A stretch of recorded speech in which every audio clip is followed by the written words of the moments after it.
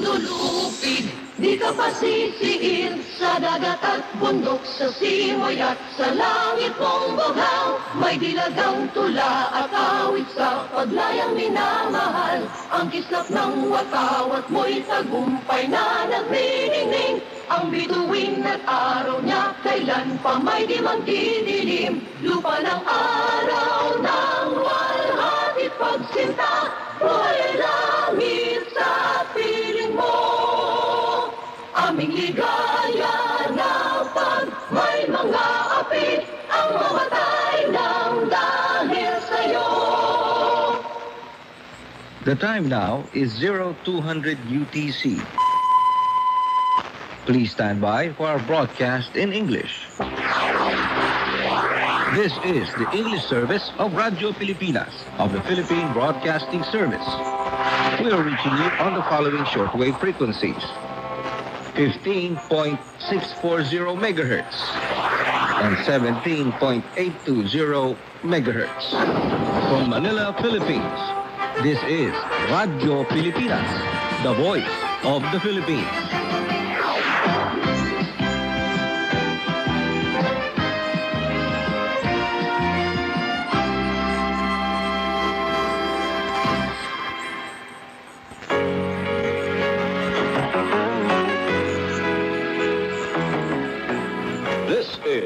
Radio Pilipinas, the overseas service of the Philippine Broadcasting Service.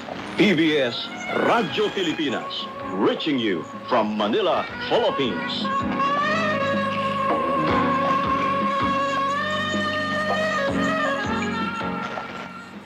Radio Pilipinas worldwide, dedicated with unfading commitment to the international Filipino community.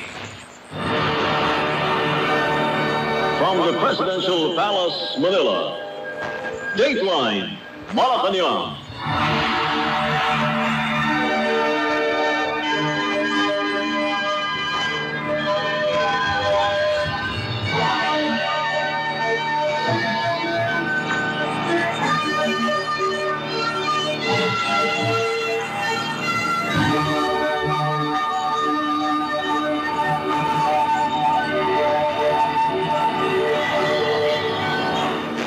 Good day, this is Dateline Malacanang, and here are the news. Malacanang on Thursday paid tribute to former Philippine President Benigno Simeon Noynoy Aquino III, who passed away at the age of 61. In a virtual press tour, presidential spokesperson Harry Roque observed a moment of silence for Aquino's passing. Roque also hailed Aquino for his excellent public service. Roque also asked the entire nation to offer a prayer for the eternal repose of the former chief executive. Aquino, also known as Pinoy, died at the Capital Medical Center in Quezon City on Thursday morning, according to reports. The Aquino family has yet to make an official announcement regarding his passing. Aquino is the country's 15th president from 2010 to 2016. Prior to assuming the presidency, Aquino served as a senator from 2007 to 2010 and as a representative of Tarlac 2nd District from 1998 to 2007. Dateline, Malacanang. Malacanang on Wednesday said it has opted to keep the country's population protection from COVID-19 target in Metro Manila and nearby areas before the end of the year. Philippine presidential spokesperson Harry Roque said the national government is determined to prove wrong the report by United Kingdom-based think tank Pantheon Macroeconomics that the Philippines would be among the last to reach herd immunity. Roque said the Philippines can achieve population protection by year-end when the country ramps up its daily vaccination rate. He said recent data showed the country has reached its daily vaccination rate from 320,000 to 350,000 in just a matter of days. Meanwhile, he described as a game changer the launch of vaccination hub at the Soler Theater, which can accommodate at least 6,000 vaccines daily, particularly employees of private companies. Earlier, the national government and pharmaceutical companies have entered into a tripartite agreement with the private sector to buy their own COVID-19 vaccines.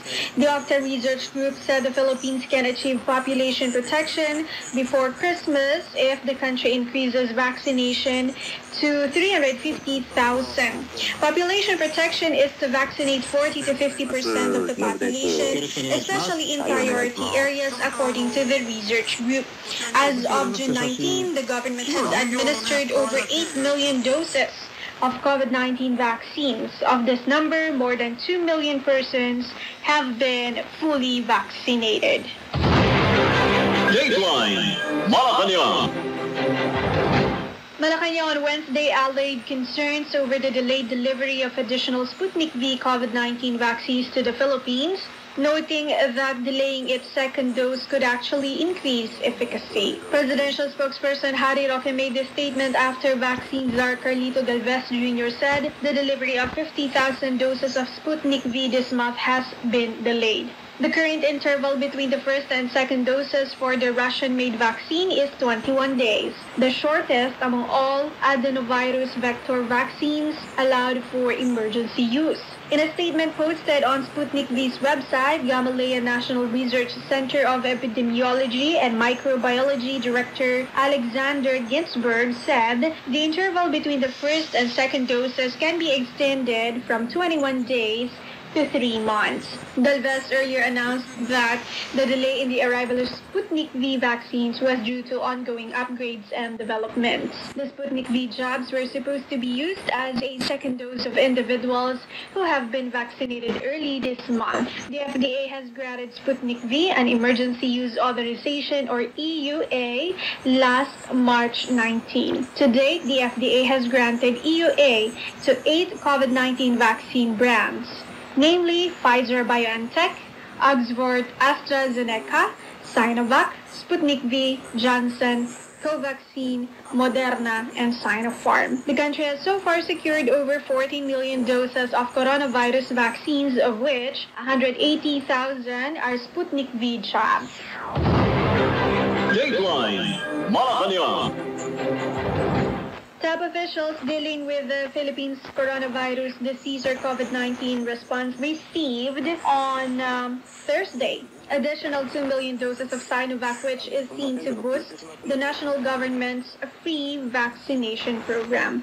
Health Secretary Francisco Duque and Vaccine Czar Secretary Carlito Galvez, along with Manila Mayor Francisco Isko Moreno, were at the Ninoy Aquino International Airport, or NAIA Terminal 2, to receive the vaccine that came from Beijing, China, on board Cebu Pacific Flight 5J671. The 1.6 million doses are consigned to the Department of Health, or DOH, while the 400,000 doses are for the local government of Manila. The newly arrived vaccines will immediately be transported to PharmaServe Express cold storage in Marikina City. The arrival of the 2 million doses of vaccines is expected to boost the vaccination program as the government shifted its focus on those under the A4 classification, or the essential economic workers. On Sunday, the first tranche of Moderna vaccines to be delivered in the country. The U.S.-made vaccines were supposed to arrive on June 21, but it got delayed due to logistical problems. The NTF has yet to release more details for the arrival of the Moderna jabs. The national government has secured 20 million doses of Moderna vaccines through a tripartite agreement with the private sector.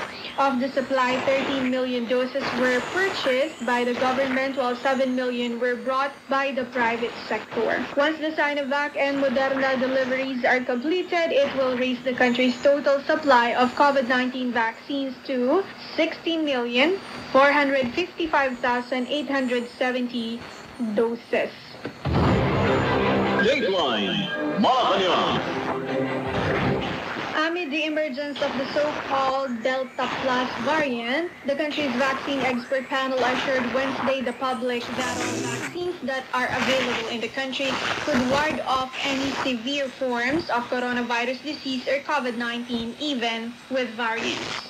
The assurance was made by Department of Science and Technologies, or DOST, VEP Chair Dr. Nina Gloriani, after India's Ministry of Health declared Delta Plus, which was found in 16 cases in the state of Maharashtra, a new coronavirus variant of concern. She maintained that the VEP is still not yet recommending fully vaccinated Filipinos to get their booster shots amid the detection of the new Delta variant. She said to address the threat of the Delta Plus variant, the public should strictly observe minimum public health protocols and that the government should intensify its vaccination efforts. Gloriani had noted that of the 4 variants of concern, the Delta variant, which was first detected in India, is more problematic because it is highly transmissible and has high resistance to vaccines. Dateline Malacanang. The Philippine Department of Health, or DOH, now includes the Philippine Red Cross, or PRC, RT-PCR saliva test in all official laboratory results done in the Philippines. PRC, under the leadership of its chairman and CEO, Senator Richard Gordon, is the leading organization for COVID-19 testing. PRC is the only organization approved by the DOH to conduct saliva RT-PCR tests in the country. The saliva RT-PCR test, which is a cheaper, faster, and non-invasive test for COVID-19, is PCR-based, which is considered the gold standard for COVID-19 testing, according to the World Health Organization. PRC now has tested a total of 3,307,946.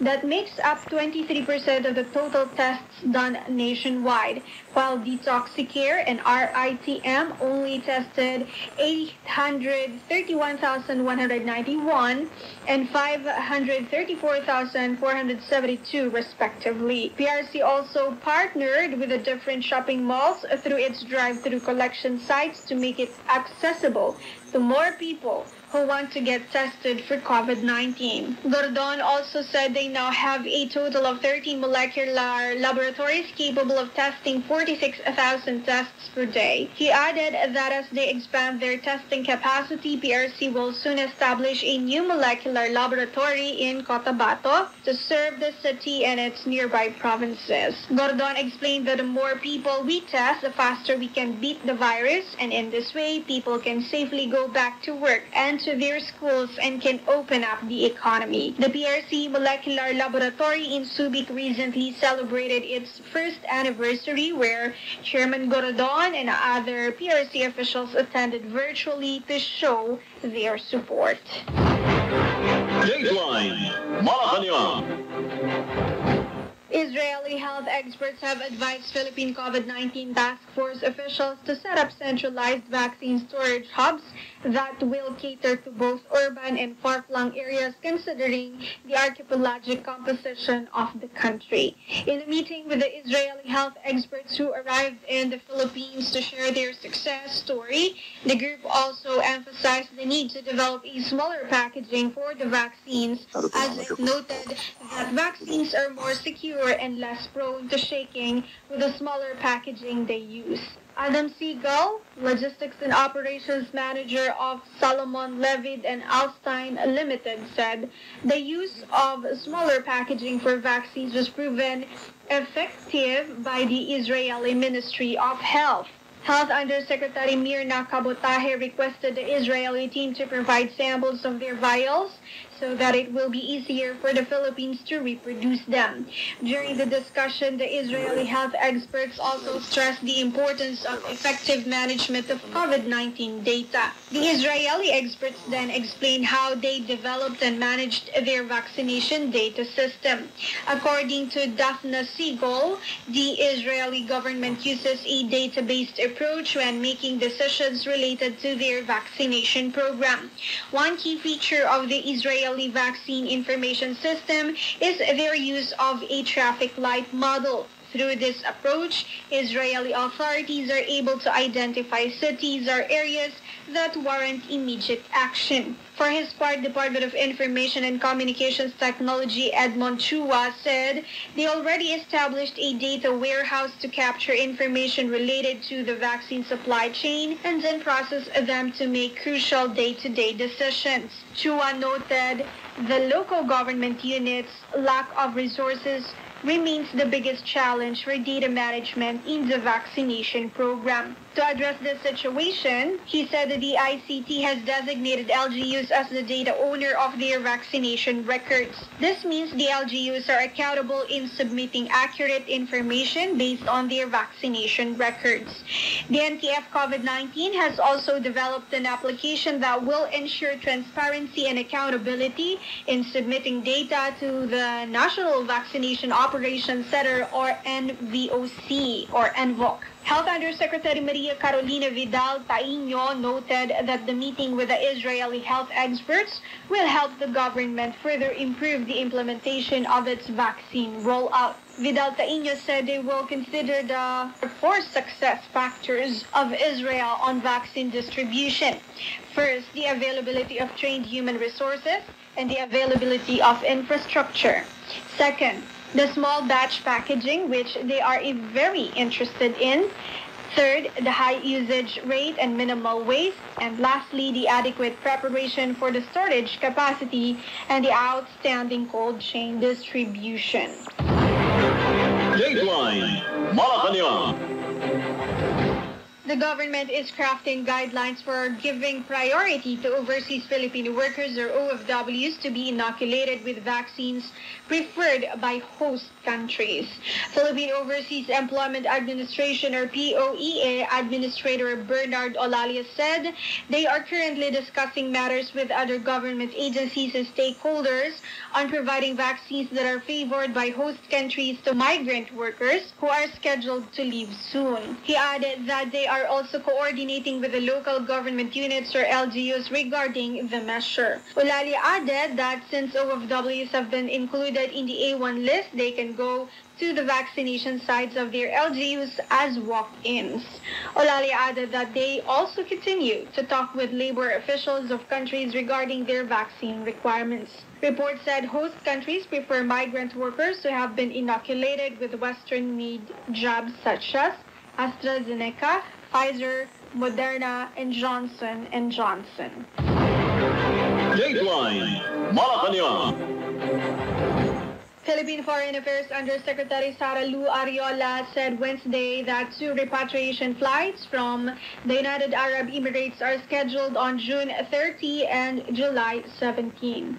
Ariola assured that the government will charter more flights depending on the availability of quarantine facilities. Ariola said the Department of Foreign Affairs, or DFA, is consistently working with other government agencies to ask for more quarantine facilities, and once rooms are available, a new repatriation flight might be announced between June 30 and July 17. A travel ban is currently imposed in UAE, including India, Pakistan, Bangladesh, Sri Lanka, Nepal, and Oman amid the spread of the more contagious Delta coronavirus variant in the region, prohibiting most Filipinos in the country from returning home.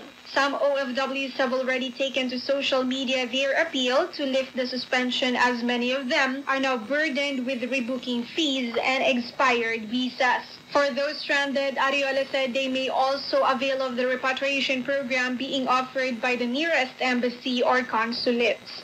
Last week, a total of 325 distressed overseas Filipino workers arrived at the Ninoy Aquino International Airport, the 3rd flight from UAE this year, using the DFA's Assistance to Nationals, or ATN fund.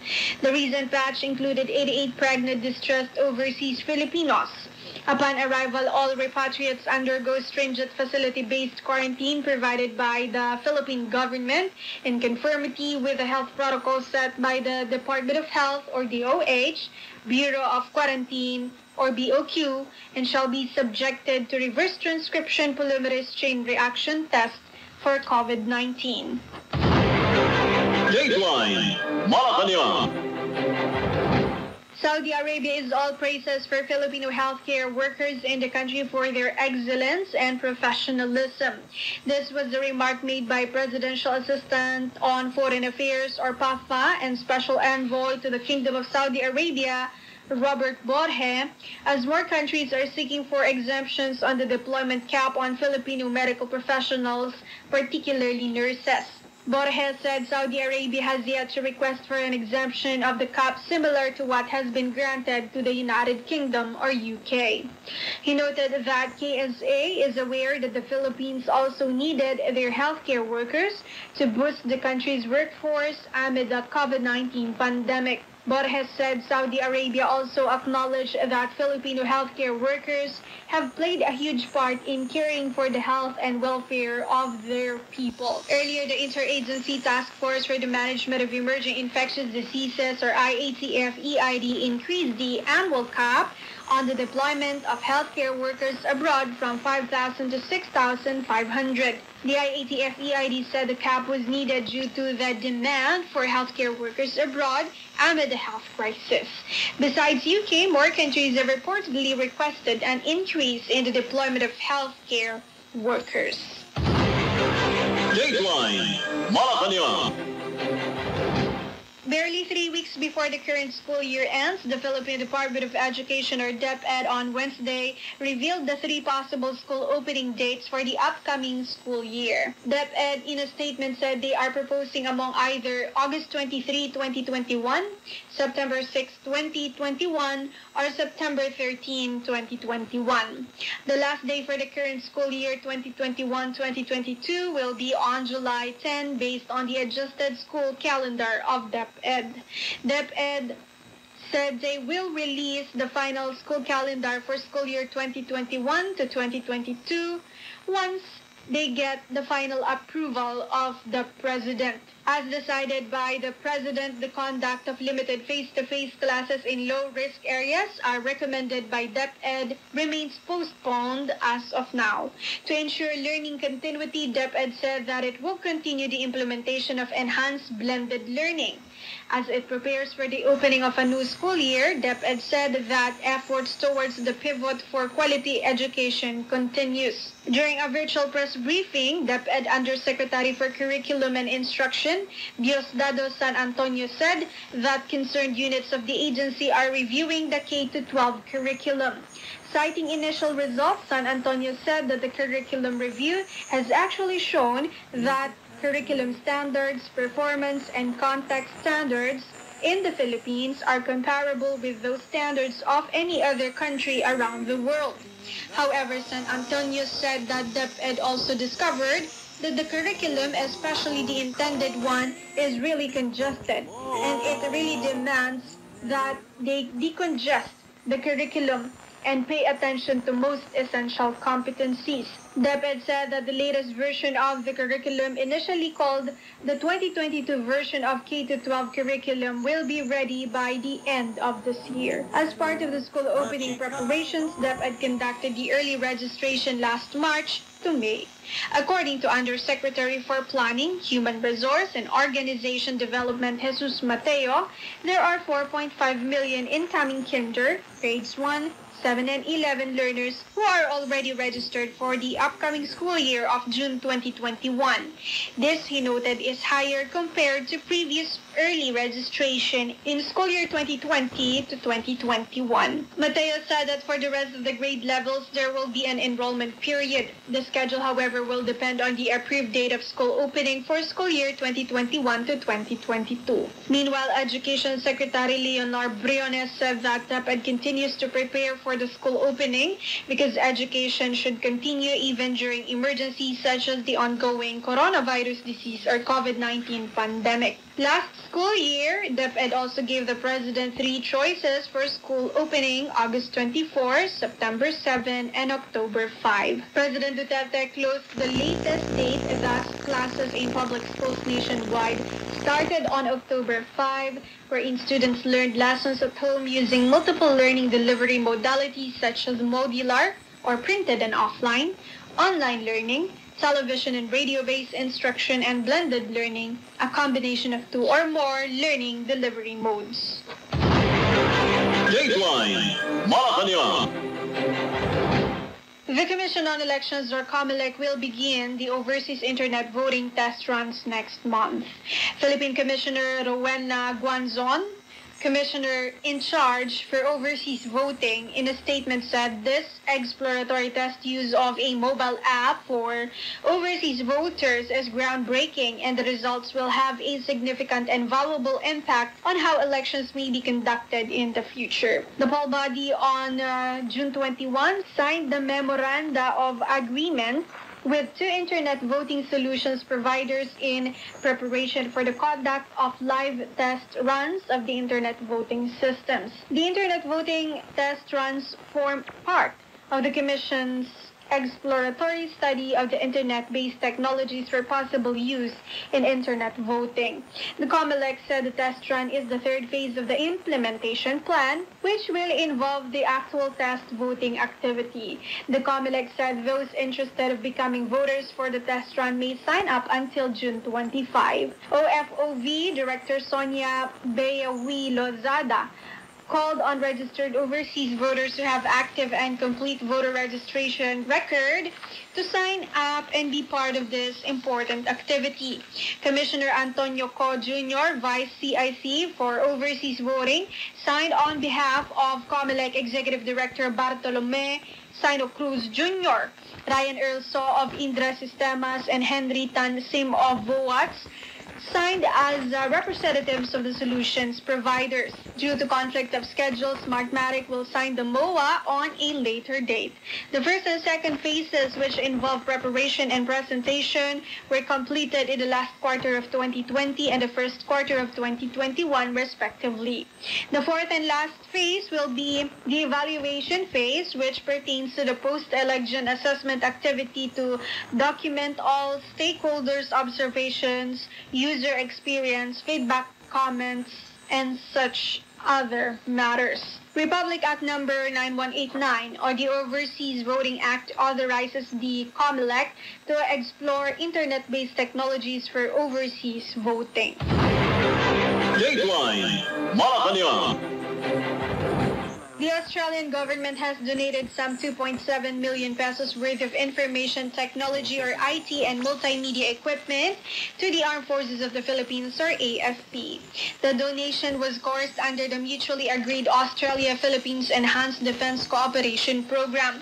Among the new equipment were high-tech computers, tablets, storage devices, smart TVs, cameras, and audio recording components. AFP Chief General Cirilito Sobejana said with the newly donated IT and multimedia equipment, the AFP will be able to amplify its capability of preventing and countering violent extremism in the country, adding that the donations will help the military in the ongoing fight against terrorism. For his part, Australian Defense Attaché Corporal Paul Joseph Barta said the donations will help in the prevention and countering of violent extremism through documentation and understanding of the drivers of radicalization and implementation of effective strategies for prevention of violent extremism. Sobejana said the donation are added measures to strengthen its counter-terrorism capabilities within the cyberspace, where access to available information is critical. Dateline Malacanang. And that is all for today's Dateline Malacanang. For Radyo Pilipinas Worldwide, I am Bea Gaza. From the Presidential Palace, Manila, Dateline Malacanang.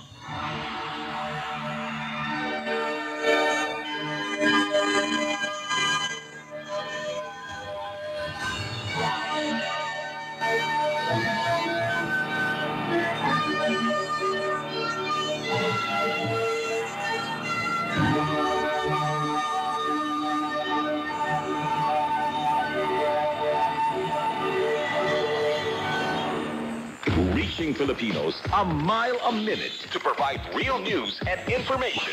Talk, music, and entertainment. Radyo Pilipinas Worldwide.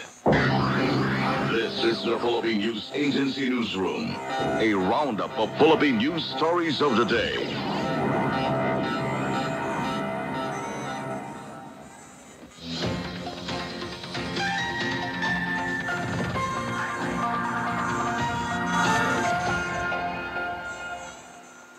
Good day, I am William Theo. Welcome to the PNA Newsroom. Our top story tonight, the country has lost yet another former leader. Former President Benigno Aquino III has reportedly died. He was 61 years old. Earlier on Thursday, members of the Aquino family and supporters, including Senator Francis Pangilinan and former Interior Secretary Mar Rojas, were seen at the Capital Medical Center in Quezon City, where he was reportedly taken for treatment. Messages of condolences also poured in over the passing of the former leader. In a statement, Supreme Court Associate Justice Marvic Leonen praised Aquino as a kind man who was driven by his passion to serve the people and with a consuming curiosity about new knowledge and the world. Defense Secretary Delfin Lorenzana also extended his sympathies to the Aquino family. He paid tribute to Aquino for advocating the strengthening of the country's defense and security capabilities. Malacanang has also condoled with the Aquino family over the passing of President Rodrigo Duterte's predecessor. We commiserate po and condole with the family and loved ones of former President Benigno Simeon Noynoy Aquino III as we extend our condolences on his untimely demise. We're grateful for the former president for his contribution and services to the country, and we ask our people to offer a prayer for the eternal repose of the former chief executive. Rest in peace, Mr. President. 2 million more doses of Sinovac jabs arrived in the country this morning. Of the fresh batch of Sinovac delivery, 400,000 doses were procured by the city of Manila. The Cebu Pacific plane carrying 2 million doses of Sinovac vaccine has landed around 7:26 a.m. at the NAIA Terminal 2 in Pasay City. This is the 12th batch of Sinovac vaccines delivered to the country. Vaccine Czar Secretary Cardito Galvez Jr., Health Secretary Francisco Duque III, and Manila Mayor Isko Moreno Dumagoso welcomed the latest batch of vaccine delivery. The country now has a total of 16,205,870 vaccine doses, of which 11 million vaccine doses are from Sinovac. Meanwhile, Roque identified priority areas for vaccine distribution. Kasama sa mga lugar na bibigyan prioridad sa pagbabakuna, liban sa NCR Plus, ay ang Plus 10 na tinatawag. So, meron po tayong NCR Plus 8 Plus 10. Ano po yung Plus 10? Ito po ang Bacolod, ang Iloilo, ang Cagayan de Oro, ang Baguio, ang Zamboanga, ang Dumaguete, ang Tuguegarao, ang General Santos, ang Naga, at ang Legazpi. Ang naging basehan ay ang tumataas nilang mga kaso or surge in cases, ang kanilang pagiging highly urbanized at dense environment, at kanilang kontribusyon sa regional or national economy. The government is determined to achieve population protection by the end of the year. This, as the Health Department assures that the COVID-19 Delta variant is under control. The details from Janice Cabe. Malacanang has opted to keep the country's population protection from COVID-19 target before the end of the year. This amid reports by the United Kingdom-based think tank Pantheon Macroeconomics that the Philippines would be among the last to reach herd immunity. According to the Octa Research Group, population protection is equivalent to 40 to 50% of vaccinated individuals among the target population. Presidential spokesperson Harry Roque said this is possible as the government ramps up on vaccination drives, especially with the arrival of more vaccines. The government has administered over 8 million doses of COVID-19 vaccines, 2 million of which have been fully vaccinated. Kaugnay nito, mali ang projection ng isang UK think tank na ang Pilipinas sa huling bansa sa Asia na makakamit ang herd immunity. Mukhang hindi nila na-update o hindi na-factor ang pagdating ng bultong-bultong bakuna natin. Nagsimula tayong ng kakaunti dahil sa limitadong supply ng Sinovac at AstraZeneca. Ngunit tandaan natin na tuloy-tuloy na ang pagdating ng mga supply ng bakuna. Meanwhile, the Health Department assures that the spread of Delta variant or any variant of concern may be prevented with strict compliance to public health protocols, such as wearing a mask and face shield, keeping at least 1 meter distance from others, and proper washing of hands.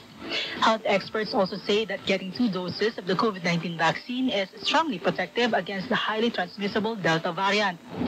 In a media forum, DOH Epidemiology OIC Director Alethea de Guzman said they do not see any local cases with Gamma or Delta variant yet. She also said that the case trend of COVID-19 infections in the country declined for the past week from 10,845 infections on April 9 to 15 down to 5,790 on June 16 to 22. She said the NCR plus areas show a slow downward trend in cases except Laguna, which is displaying a plateau. For the PNA Newsroom, I'm Janice Cave. Other countries are on alert on the rapid spread of the COVID-19 Delta variant, such as in India, where around 40 cases have been detected. The Union Health Ministry in India said the Delta variant spread sporadically in Maharashtra, Kerala, and Madhya Pradesh. These three states have been advised to strengthen surveillance and take appropriate public health measures. The Delta Plus variant is characterized by the mutation in spike protein, which aids the virus to gain receptor-mediated entry into human cells. Mutations help the virus to become either more transmissible or more virulent, or both. With time, these mutations, known as a variant of interest, increase in frequency in the selected population and are considered then as a variant of concern. Back in the country, IATF officials led by Health Secretary Francisco Duque will meet the members of the provincial board in Cebu on Monday, June 28. This is to resolve their impasse over which testing and quarantine protocols should be followed. Under the IATF protocols, returning Filipino overseas and OFW should undergo quarantine for at least 10 days and undergo swab tests on the 7th day from the date of their arrival. Meanwhile, Cebu's policy requires arriving passengers to undergo swab tests upon arrival and will then be taken to a hotel where they would stay for 3 days to wait for the test results. Presidential Assistant for the Visayas, Secretary Michael Lloyd Dino, urged Governor Gwendolyn Garcia to provisionally implement the national requirement of 10-day hotel quarantine until a mutually agreed and effective set of policies and protocols may be reached in the upcoming dialogue. Garcia earlier withdrew her Executive Order 23, threatening criminal and administrative charges against government officials and agencies that will defy the province's protocol. Iloilo City woes will also be resolved with a scheduled visit of presidential spokesperson Harry Roque and vaccine czar Cardito Galvez Jr. The highly urbanized city is currently experiencing a surge in the number of COVID-19 infections. Mayor Jerry Treñas said Roque and Galvez called and informed him that they are looking for solutions to the city's lack of vaccines, medical personnel, COVID-19 medicines, and equipment like ventilators and high-flow oxygen cannula. They will also find a solution over the unpaid bill of the Philippine health insurance system to various hospitals in the city, amounting to almost 1 billion pesos. Authorities in Davao City beef up the implementation of the minimum health protocols to contain the spread of COVID-19 disease. A total of 73,440 persons were apprehended for violations of health protocols. Those not wearing face masks top the list, followed by face shield policy violators, mass gatherings, curfew violators, liquor ban, and violation of the rule of only assessing essential goods and services. Others are arrested over fake RT-PCR tests. Meanwhile, reports from the Department of Health in the region said that COVID-19 variants were found to be from the specimens submitted from the Davao region. These include the Alpha variant and the Beta variant. Based on the initial investigation conducted by the Regional Epidemiology Surveillance, all are non-OFW cases and are not identified to be related to each other. Investigation as to their exposure to persons with possible travel histories is still ongoing. Presidential spokesperson Secretary Harry Roque said the efficacy of the Sputnik V vaccine will be higher if the period between the first and second doses is longer. The current interval between the first and second doses is 21 days. Roque made the announcement amid reports on the delay of the arrival of the jabs. Vaccine czar Carlito Galvez Jr. earlier said that the delivery of 50,000 doses of Sputnik V this month has been delayed. He said the delay was due to ongoing upgrades and developments. An official from the Gamaleya National Research Center of Epidemiology and Microbiology, Director Alexander Ginsberg, said the interval between the first and second doses may be extended from 21 days to 3 months. Still to come, a government official says Sinovac jabs are effective amid issues over its efficacy rate. And 3.7 million registrants of the Philippine Identification System now have bank accounts. Details ahead. This is the PNA Newsroom.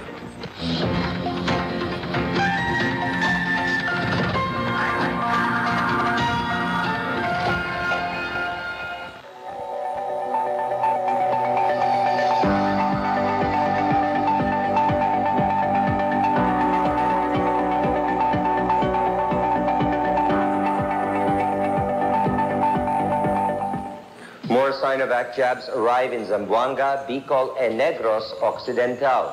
Presidential Chief Legal Counsel Sal Panelo vouched for the efficacy of the vaccine amid reports that hundreds of Indonesian healthcare workers have acquired COVID-19 despite getting inoculated with it.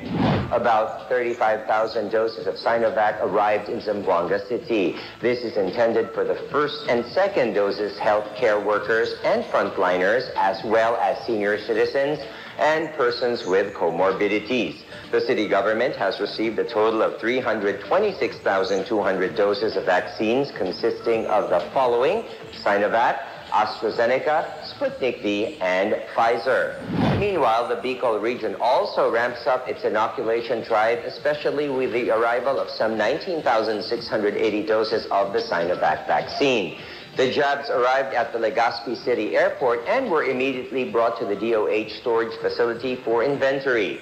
These will be allocated to the provinces of Albay, Camarines Norte, Camarines Sur, and Sorsogon.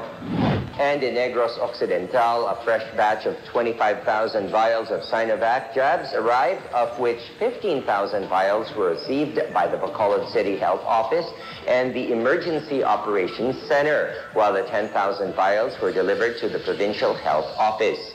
Bacolod City Mayor Evelio Leonarda said the arrival of additional vaccines is good news since it will accelerate the momentum of the city's vaccination program against COVID-19. Chief Presidential Legal Counsel Sal Panelo vouched for the efficacy of the vaccine amid reports that hundreds of Indonesian healthcare workers have acquired COVID-19 despite getting inoculated with it. 2 repatriation flights from the United Arab Emirates for overseas Filipinos are scheduled on June 30 and July 17. Foreign Affairs Undersecretary Sara Lu Ariola assured that the government will charter more flights depending on the availability of quarantine facilities. The government has prepared about 35,000 rooms available at the moment, but these get filled up easily. Ariola said the Department of Foreign Affairs is consistently working with other government agencies to ask for more quarantine facilities. Once rooms are available, a new repatriation flight might be announced between June 30 and July 17. A travel ban is currently imposed in UAE, including India, Pakistan, Bangladesh, Sri Lanka, Nepal, and Oman, amid the spread of the more contagious Delta coronavirus variant in the region, prohibiting most Filipinos in the country from returning home. Saudi Arabia is all praises for Filipino healthcare workers in the country for their excellence and professionalism.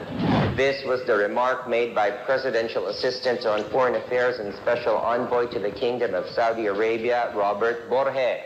Borge said Saudi Arabia has yet to request for an exemption of the deployment cap on Filipino medical professionals, particularly nurses, similar to what has been granted to the United Kingdom. He noted that KSA is aware that the Philippines also needed their healthcare workers to boost the country's workforce amid the COVID-19 pandemic. Earlier, the Interagency Task Force for the Management increased the annual cap on the deployment of healthcare workers abroad from 5,000 to 6,500. The IATF said the cap was needed due to the demand for healthcare workers abroad amid the health crisis. Some 3.7 million bank accounts have been opened so far since the registration for the Philippine Identification System, or PhilSys, started. During the 42nd National Conference of Employers, Socio-Economic Planning Secretary Carl Kendrick Chua said their objective is to have 100% financial inclusion at the family level by the end of the year. Chua said financial inclusion is among the priority use cases for the PhilSys. He said they hope to provide access to bank accounts to 26 million families through the Land Bank of the Philippines. He said the PhilSys registry will also help in the distribution of additional social transfers to mitigate the impact of the COVID-19 pandemic. He added it may likewise aid the efficient distribution of COVID-19 vaccines to the general population. Previously, the Philippine Statistics Authority, or PSA, reported about 2.48 million previously unbanked registrants now with accounts as of April 30. The Anti-Red Tape Authority, or ARTA, and the Land Transportation Office, or LTO, vowed to work together to bolster the campaign against fixers offering services for application or renewal of driver's licenses. ARTA Director General Jeremiah Belhica said the fixers took advantage of the public's impression that the government is still implementing slow and bureaucratic services.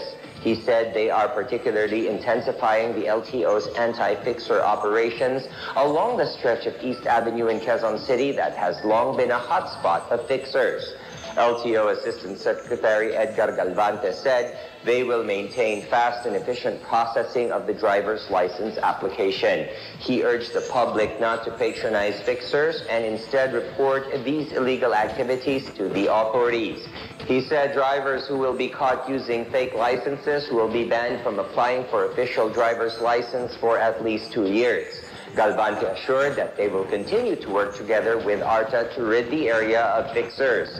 Meanwhile, ARTA and LTO clarified supposed erroneous reports for an entrapment operation of a fixer near the LTO headquarters in Quezon City. During the operation, ARTA Deputy Director General for Administration and Finance Undersecretary Carlos Quita posed as an applicant renewing his driver's license. Contrary to some news reports, the ARTA said the fixer was caught outside the gate and not inside the LTO. ARTA also did not claim that the license that Quita received was faked. On Wednesday, LTO turned over Quita's license and confirmed its validity.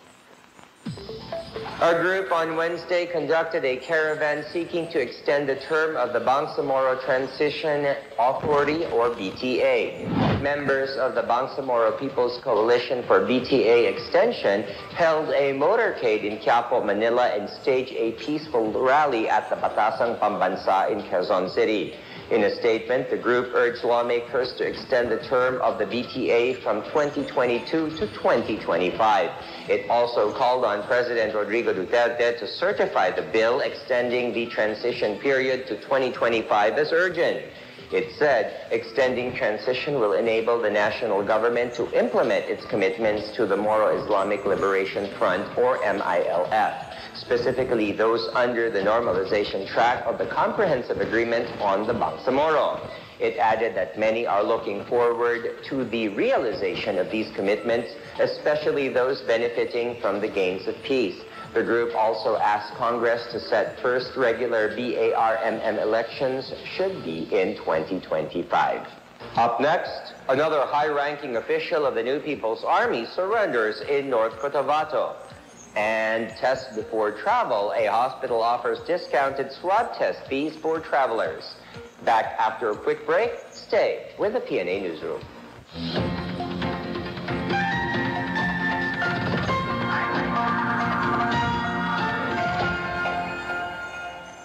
You're still watching the PNA Newsroom. Police have arrested one of the suspects in the anti-personnel mine explosion that killed former Far Eastern University varsity football player Keith Absalon and his cousin Nolven. The Police Regional Office 5 confirmed on Wednesday the arrest of suspected NPA member Mariel Suson.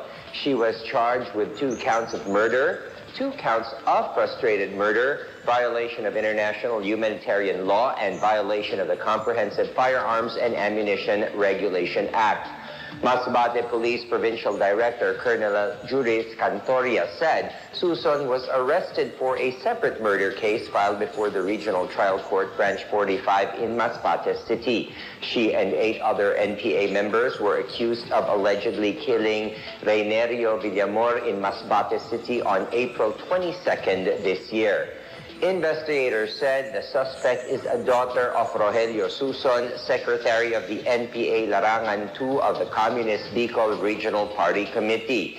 Meanwhile, the Department of Education denied reports that the suspect is a public school teacher in Masbate. A high-ranking leader of the CPP-NPA surrendered to the army through North Cotabato Representative Rudy Cawagdan in Aracan, North Cotabato on June 22.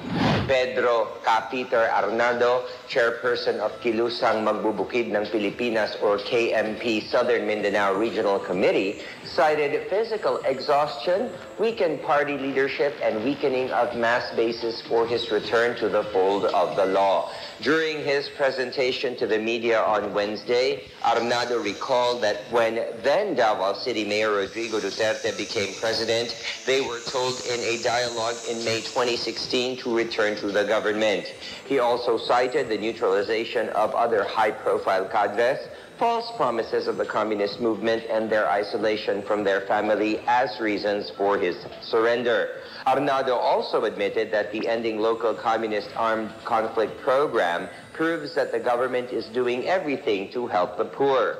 10th Infantry Division Commander Major General Ernesto Torres Jr. expressed hope that Arnado's surrender will pave the way for other mass organizations to work alongside the government. In sports, the Tokyo Summer Olympics organizers have ordered an alcohol ban at all of its venues. Committee head Seiko Hashimoto said they decided to ban the sale and consumption of alcohol at Olympic venues to prevent the spread of COVID-19. This was in response to an outcry from the Japanese public amid worries over the pandemic as they endured months of restrictions. The organizing committee of the Olympics and Paralympics also released safety guidelines for ticket holders, including banning loud cheering, the giving of high fives, and towel waving at the venues. The Summer Olympics will be held on July 23 to August 8, and the Paralympic Games from August 24 to September 5. San Juan City celebrated today, June 24, the Feast of St. John the Baptist, minus the traditional Basaan or water splashing event. This year's Wata Wata Festival is themed Basbasan sa Makabagong San Juan. The highlight of this year's feast is the blessing of the image of St. John the Baptist at the Pinaglabanan Church in San Juan. A simple float parade also plied selected routes in San Juan villages. However, the Basaan would not take place to prevent a COVID-19 super spreader. Mayor Francis Zamora earlier said authorities will monitor the celebration within the villages to make sure that residents will still follow the minimum health standards. Zamora said the simple celebration will serve as the city's gratefulness for surviving amid the pandemic. Here's good news for those planning to go out for leisure in the coming weeks. The discounted RT-PCR test for qualified tourists at the Philippine Children's Medical Center, or PCMC, has been extended until December. This means that RT-PCR test at PCMC will cost only 750 pesos instead of the regular 1,500 pesos. The Department of Tourism and the Tourism Promotions Board first signed an agreement with PCMC in December 2020 to subsidize 50% of the hospital's RT-PCR testing cost. More than 15,000 domestic tourists have been successfully swabbed from January to June this year. To avail of PCMC's test, travelers must first register online for pre-schedule via the TPB website and submit a valid government-issued identification card, proof of hotel booking in a DOT-accredited accommodation establishment, and proof of mode of travel such as airline or bus ticket. Here's another look at today's biggest stories. A day of mourning. Former President Benigno Noynoy Aquino III has died. Former and current government officials mourn the passing of the former leader. More vaccines on the way. The country receives another 2 million doses of China's Sinovac COVID-19 jabs. Around 400,000 of these are procured by the city government of Manila. Malacanang allays concerns over the delay in the arrival of an additional 50,000 Sputnik V jabs, saying the delay in administering the second dose could increase its efficacy. And a step closer to justice, charges have been filed against the suspect in the mine blast that killed collegiate football player Keith Absalon and his cousin in Masbate. Thank you for watching another episode of the PNA Newsroom. To check more news content, visit our webpage or head onto the Philippine News Agency's Facebook and Twitter accounts. For more stories about the government and how it serves Filipinos, look for these hashtags in all of our social media platforms and websites. We are shown on the pages of the PCOO and its attached agencies. Also watch us on television on PTV4 and IBC 13. And that's your daily dose of the biggest stories that you need to know from the PNA Newsroom. We tell stories that inspire change. I am William Theo. Good day, everyone. You just heard the PNA Newsroom here on Radyo Pilipinas Worldwide.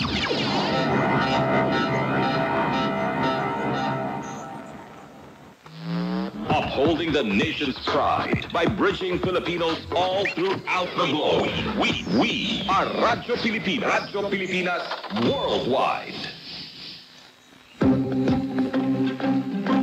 World News in 5. News and developments making headlines around the world in 5 minutes. World News in 5. Here on Radyo Pilipinas Worldwide. Good day. This is World News in 5 here on Radio Pilipinas Worldwide. Hong Kong's pro-democracy newspaper Apple Daily will print its final edition no later than Saturday. Bosses confirmed after police froze accounts and arrested staff using a new national security law. Apple Daily has long been a thorn in Beijing's side, with unapologetic support for the city's pro-democracy movement and caustic criticism of China's authoritarian leaders. Authorities have made no secret of their desire to see the newspaper silenced and have used a sweeping new national security law to bring about its demise. Its owner, Jimmy Lai, is in jail and was among the first to be charged under the law after its imposition last year. Over the last week, authorities used the law to raid the paper's newsroom, arrest 6 staff members, and freeze assets. The last move left the paper unable to pay staff or vendors. On Wednesday, the board members of Apple Daily's parent company, Next Digital, confirmed the 26-year-old paper would publish its last edition no later than Saturday, while its website would go offline at 11:59 p.m. that day. China imposed a security law on Hong Kong last year to stamp out dissent after the city was convulsed by huge and often violent democracy protests. Authorities say their national security prosecution of Apple Daily was sparked by articles and columns written over the last year that allegedly supported international sanctions against China, a view now deemed as illegal. It is the first time the political views and opinion published by a media outlet in Hong Kong, a regional international press hub, has triggered the security law. More than 500 police officers raided the paper's newsroom last Thursday, carting away computers and notepads. 5 executives, including Chief Editor Ryan Law and CEO Chung Kim Hong, were detained on charges of colluding with foreign forces to undermine China's national security. Law and Chung were charged on Saturday and remanded into custody. On Wednesday, police arrested a senior columnist from Apple Daily on the same charge. Yong Ching Ki, who writes under the pen name Li Ping, was one of the paper's top columnists and the lead writer of their editorials, which expressed the editorial board's official views. World News in 5, here on Radyo Pilipinas Worldwide. For more world news, India has declared Delta Plus as a variant of concern after several cases have been detected. In a BBC report on Tuesday, the Health Ministry said the Delta Plus variant has been detected in 22 samples from 6 districts in 3 states, namely Maharashtra, Kerala, and Madhya Pradesh. 16 of these samples were found in Maharashtra, one of the states hardest hit by the pandemic. First detected in India in April, Delta Plus variant, or A1.1, was reported to be related to the Delta variant.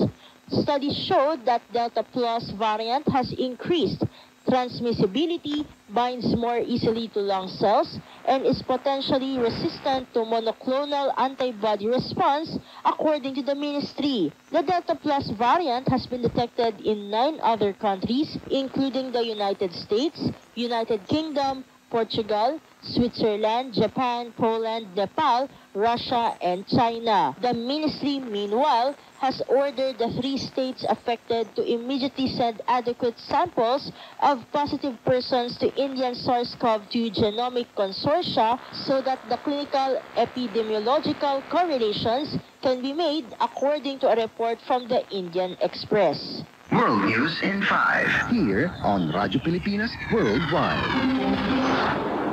And that concludes today's edition of World News in 5 for Radio Pilipinas Worldwide. This has been Steph Vicente. Good day and stay safe, everyone. World News in 5. News and developments making headlines around the world in 5 minutes. World News in 5, here on Radyo Pilipinas Worldwide.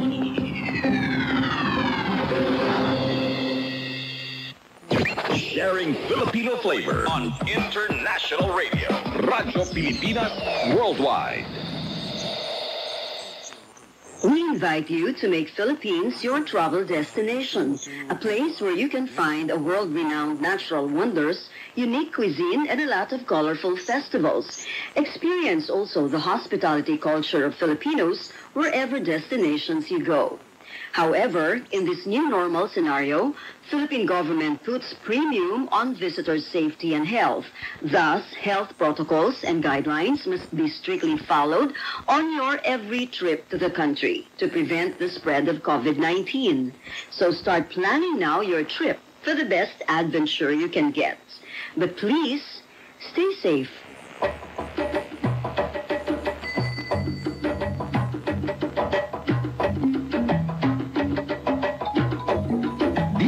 RP, Radyo Pilipinas, brings you another exciting and informative program in shortwave radio. It's more fun in the Philippines. Discover more than 1,001 ways and reasons to visit and enjoy the Philippines. It's more fun in the Philippines. Most exciting and breathtaking places, people, events, and culture that only the Philippines can offer. It's more fun in the Philippines.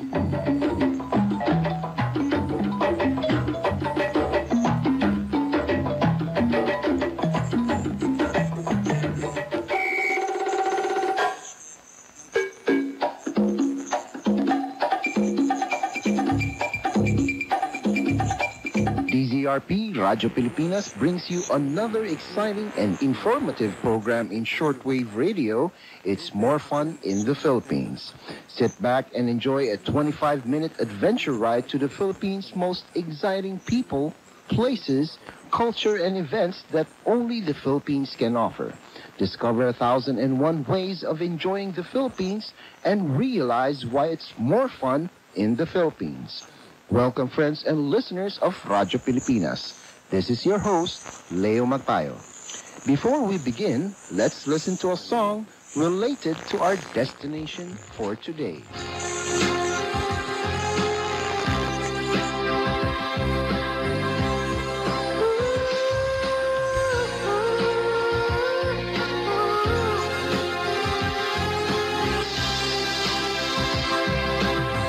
Galilito'y ginawag ko sa magsalata papagsayan. Hinipatanan na ko ng kadahan kami nawakan. Hinisabapin ka tinagatan ka sa aking sagunatayan. Katawan ng tabon, sulilinig ko, sampay sa gunat, sa katayan. Bayan ka ng tayan, kabano na po talaga. Bayan ka ng tayan, kabano na po talaga. Galito'y ginawa ko.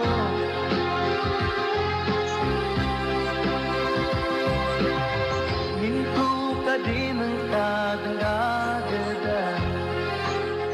Sulinig ko sa latatayan. Kanabil baka no lukas at ako nilagaling yan.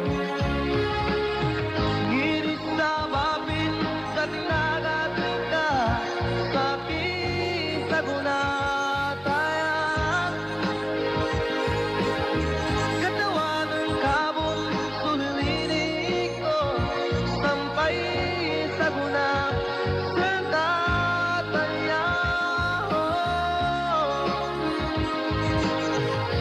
Balulang ka ng tayan, kabano na po talaga. Balulang ka ng tayan, kabano na po talaga. Galito'y ginawa ko.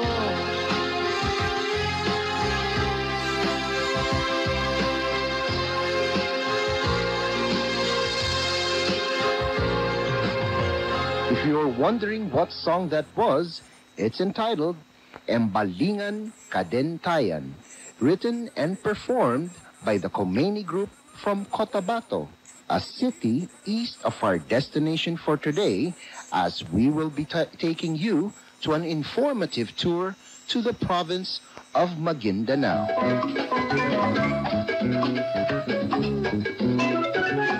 Maguindanao is one of the 5 predominantly Muslim provinces in the autonomous region in Muslim Mindanao, or ARMM. It comprises 36 municipalities, further subdivided into 508 barangays, and has Sharif Aguac as its capital. It is situated in the central section of Mindanao, bordered by Lanao del Sur to the north, Cotabato to the east, Sultan Kudarat to the south, and the Iliana Bay to the west. Its climate is generally characterized by a more or less even distribution of rainfall throughout the year. Maguindanao has the lowest frequency of very cloudy or overcast days compared to other regions of the Philippines.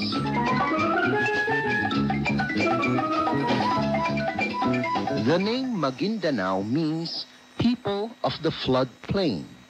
Maguindanao was once part of the empire province of Cotabato. The old province of Cotabato originally reduced its territory in 1966, when several of its municipalities were separated from it and constituted into the newly created province of South Cotabato.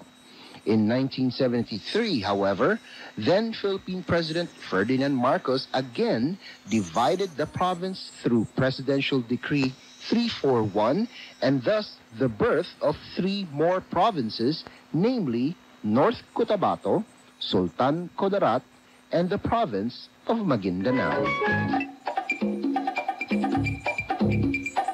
Maguindanao is the only Muslim-majority province of the four created out of the original Cotabato province. It has a population of just more than 1 million, who are mostly Maguindanao people. The province is also inhabited by Cebuanos, Ilonggos, Chavacanos, Tausugs, Yakan, and Bajau. The main language in the province is Maguindanao, although some of both Christians and Muslims speak Cebuano, Hiligaynon, Chavacano, Tagalog, English, and Arabic. Maguindanao people are called people of the floodplains and are also described as lowland Filipinos, as the province itself is of low plains and swamps of the Pulangi River. People here produce fine handicrafts, but traditionally they are rice farmers. Those who live near the coast have become fishermen and traders. Maguindanaoans have a rich tradition of dance and music. Their principal instrument, kulintang, is internationally known and studied. Kulintang is also an ancient instrumental form of music composed on a row of horizontally laid gongs in graduating sizes that function melodically. Before we go on, let us listen to a kulintang composition performed by the Palabunyan Kulintang Ensemble.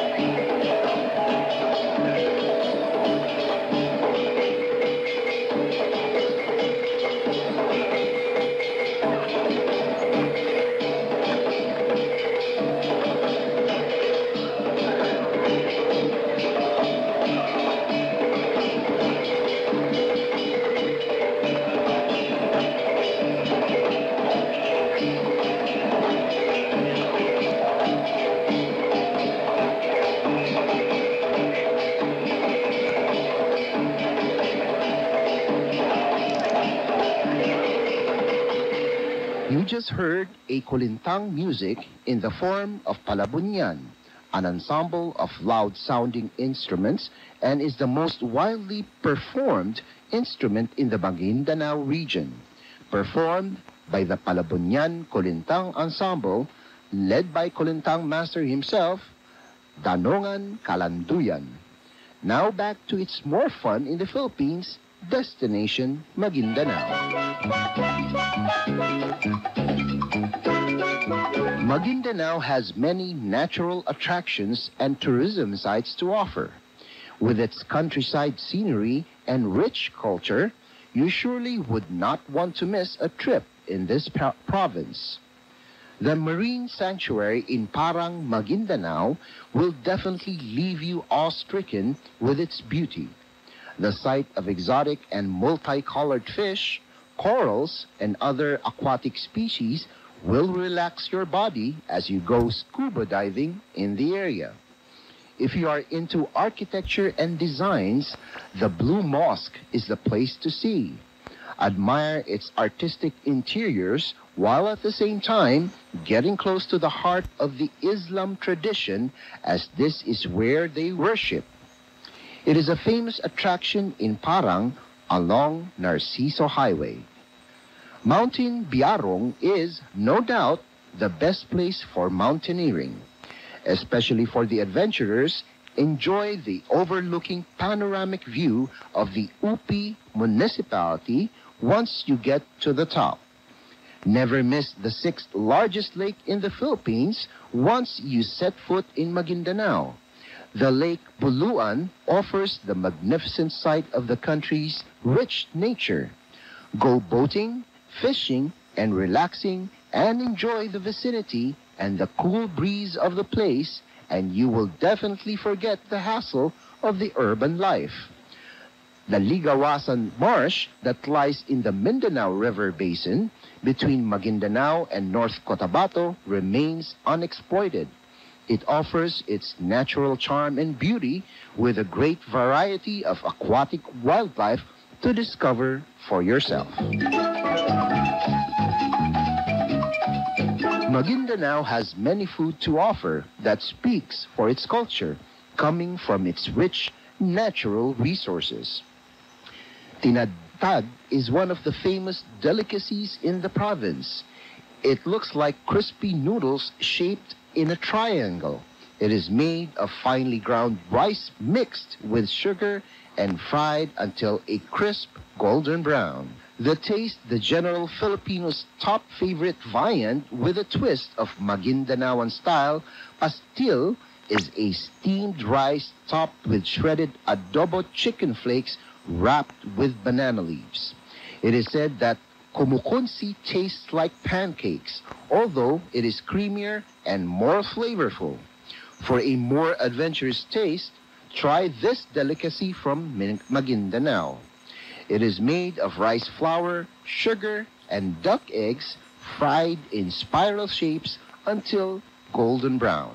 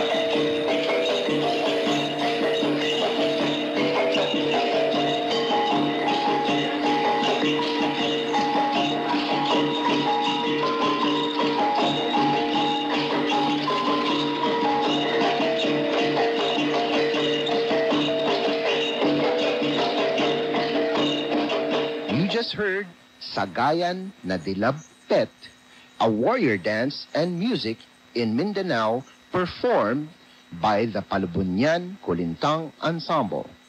Now back to its more fun in the Philippines, destination Maguindanao. There are festivals to enjoy in the province of Maguindanao. You do not only get to witness colorful yet traditional practices, but as well as learn more about the province and its people. Meguyaya Festival is celebrated every 19th of December in Upi, Maguindanao. The term itself means merrymaking and thanksgiving, as the festival is Maguindanaoans' way of expressing gratitude for the triumphs, abundance, prosperity, or any form of blessing received. In February 14, Valentine's Day, Maguindanao celebrates the Sagayan Festival, which pioneered only in 2010. The festival is now an annual celebration in the province, and it showcases the unique culture and traditions of ethnic Magindanaoans and the investment and ecotourism potentials of the province. Before we go on, let's listen to another music from Maguindanao.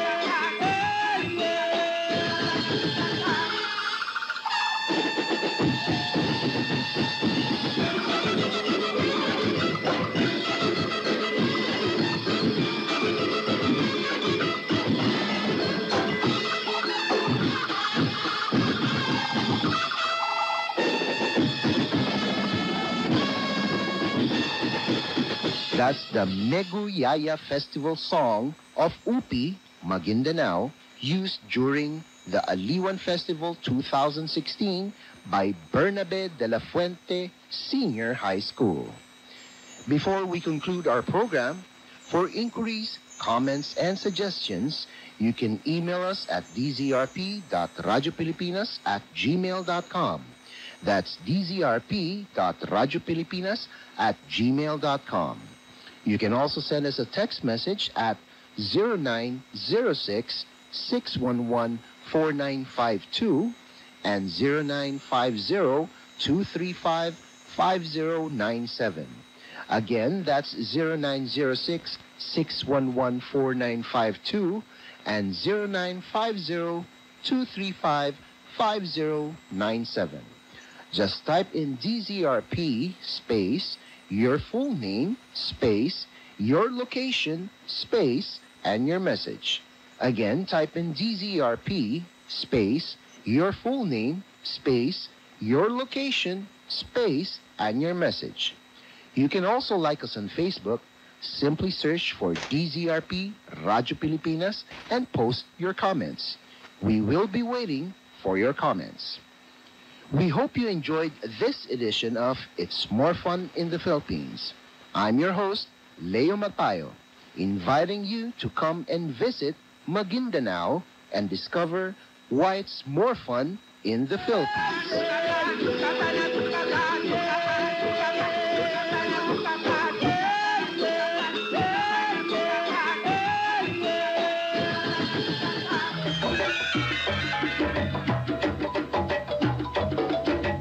You have just heard It's More Fun in the Philippines. Tune in again next time for a more exciting and fun-filled adventure as we travel to the beautiful Philippines on It's More Fun in the Philippines.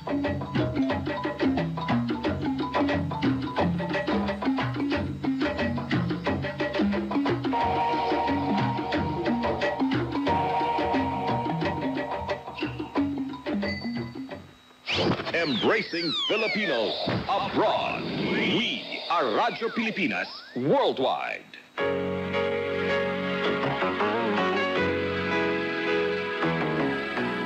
This is Radyo Pilipinas, the overseas service of the Philippine Broadcasting Service.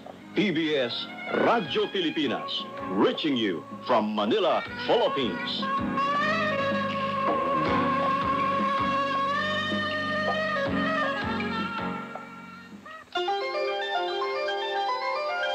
We now conclude the English service of Radyo Pilipinas of the Philippine Broadcasting Service. From Manila, Philippines, we invite you to listen tomorrow from 0200 to 0330 UTC at the following frequencies: 15.640 MHz and 17.820 MHz. Radyo Pilipinas, the voice of the Philippines.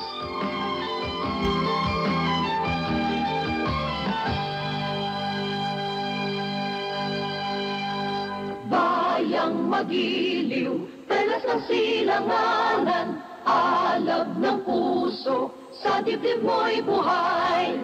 Lupang hinirang, duyan ka ng magiting, sa manlulupig, di ka pasisiin. Sa dagat at bundok, sa simoy at sa langit mong bughaw, may dilagang tula at awit sa paglayang minamahal. Ang kislap ng watawat mo'y tagumpay na nagniningning. Ang bituin at araw niya, kailan pa may di magdidilim. Lupa ng araw ng walhati pagsinta, buhay ay langit sa piling mo. Aming ligaya na pag may mga api, ang mamatay ng dahil sa'yo.